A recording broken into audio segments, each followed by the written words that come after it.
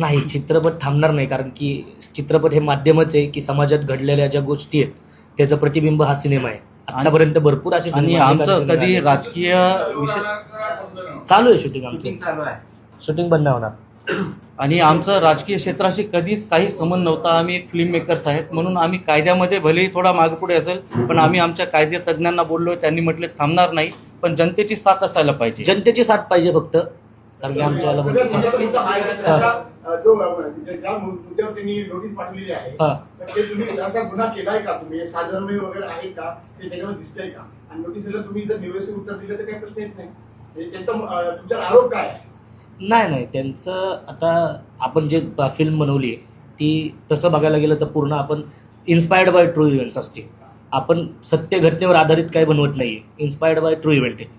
तर साधारण एक साडी घातलेली लेडी आहे, साडी घातली एकदम सुसंस्कृतीत साडी घातलेली लेडी आहे, हा कोणाचाही लुक असू शकतो. असं कुणी हे नाही करू शकत की हा माझा लुक आहे, हे असं कुठं मी स्वतः तर ऑफिशियली कुठं हे नाही झालेलं की हे झालं. हां हां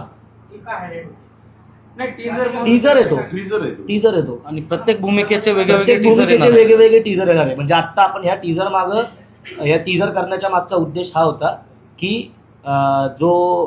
जे कॅरेक्टर आहे, लीड कॅरेक्टर आहे सिनेमाचं, त्या कॅरेक्टरचा चेहरा लपवणं.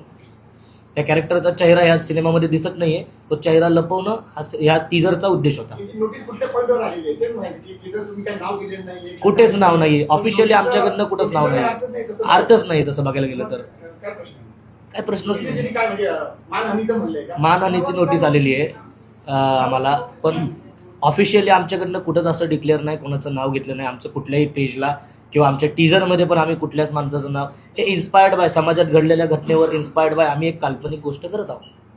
नाही, घाबरत नाही. काय आलंय, ह्या पॉलिटिकल प्रेशरमुळे आहे ना की आमचे जे कलाकार आहेत, बाकीचे पण कलाकार, टेक्निकल टीम, ज्यांचं ऑलरेडी आता आपला सिनेमा 70% शूट झालेला आहे, तर काही कलाकारांवर प्रेशर येतं. काही कलाकार आमच्याकडे येऊन म्हणतात की ही नोटीस आली, हे सगळं झालं, आमच्यावर काय नको. भरपूर मोठे मोठे कलाकार आहे, इंडस्ट्रीचे दिग्गज कलाकार आहेत.